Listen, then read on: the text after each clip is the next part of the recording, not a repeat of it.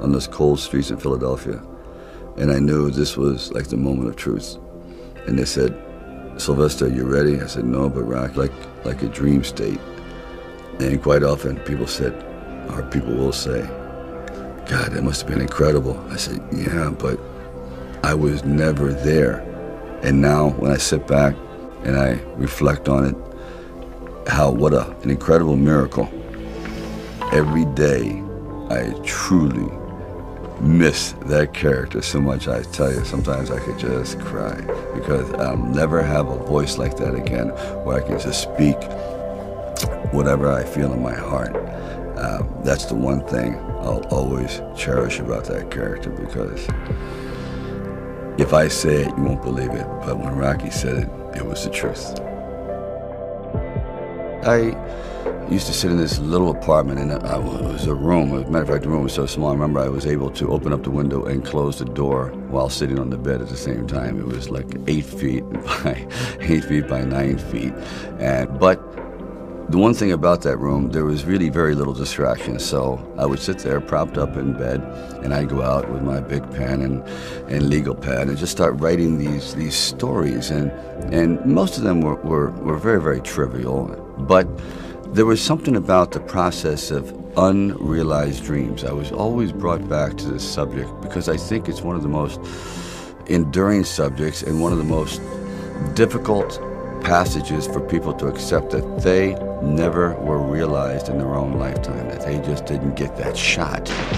You know, I've been coming in for 6 years, and 6 years you've been sticking it to me. I want to know how come. You don't want to know. Yeah, I want to know how come. You want to know? I want to know how. Okay, I'm going to tell you.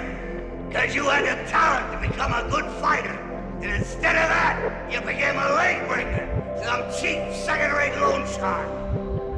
It's a living? It's a waste of life. The more I thought about this kind of street-like character that just is totally misrepresented by the way he looks physically. Just the way he walks down the street was enough to say people, "Oh, dismiss him. He's kind of looks like a bully, or looks like a dark kind of character." And I thought, that's an interesting character because they're always unrealized. Well, that festered in my mind for quite a while, and then eventually, after Lords of Flatbush, I decided it was a time to come to California. So I went to California, and I moved in the Valley, and things weren't going very, very well there. As a matter of fact, I had to go out and try to sell my dog because it was either do that or he just was not going to be very well fed around the house. And then one night, I went to see Muhammad Ali fight Chuck.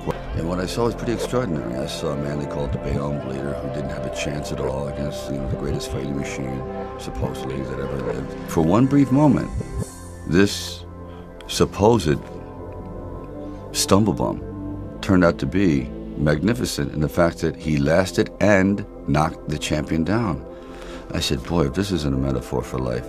His entire life crystallized at that moment. He will be remembered for all eternity, at least among the fight fans. He did something extraordinary. I said, now that is probably what I need as a catalyst for an idea. A man who's going to stand up to life and take one shot and maybe go the distance. So I started to write, and it was one of those writing frenzies. And 3 days later, I came up with the script of Rocky.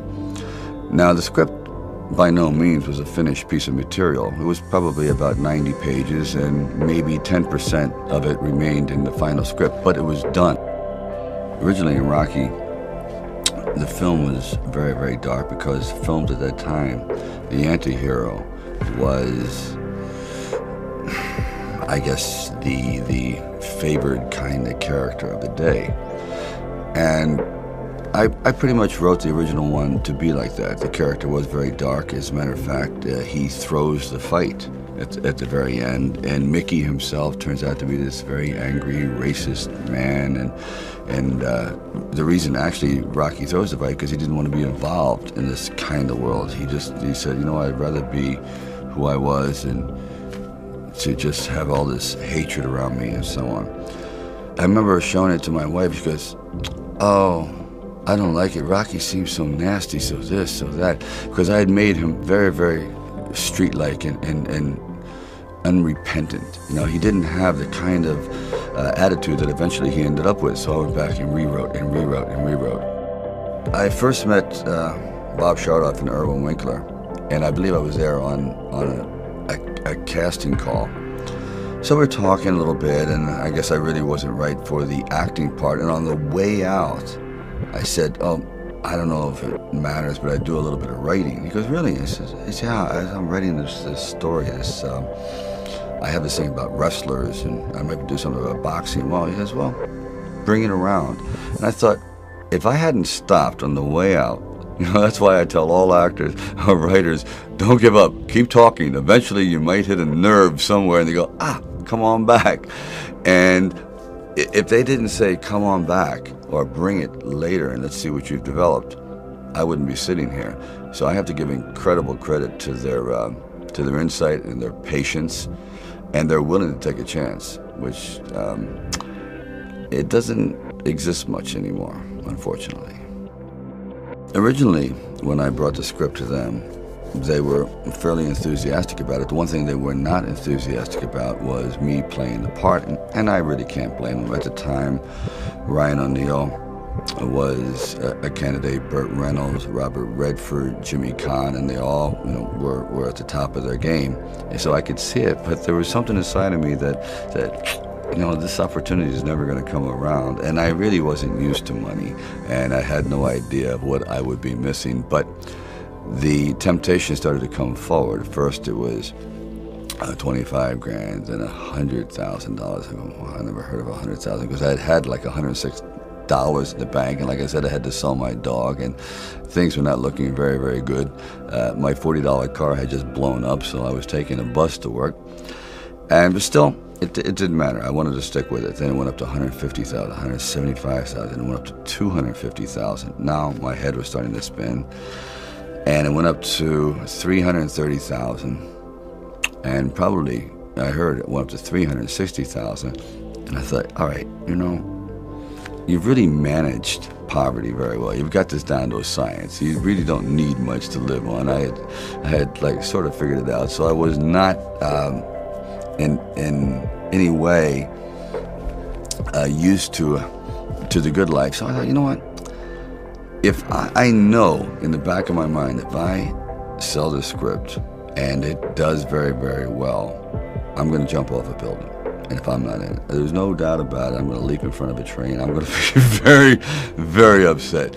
So this is one of those things where you just roll the dice and you fly by the proverbial seat of your pants and say, all right, I got to try it. I got to just do it.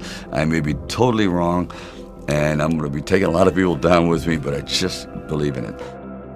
We didn't have really the money to shoot a normal union film at that time in Philadelphia, so we would travel in a van.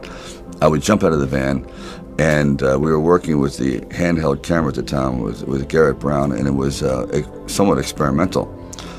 And he'd film me running through shopping malls and up down the steps and flights, curved corridors along the river, until finally my legs basically gave out and I'm like writhing on the ground, and I want to rise up and say, John, I'm dying here. And he goes, no, use it.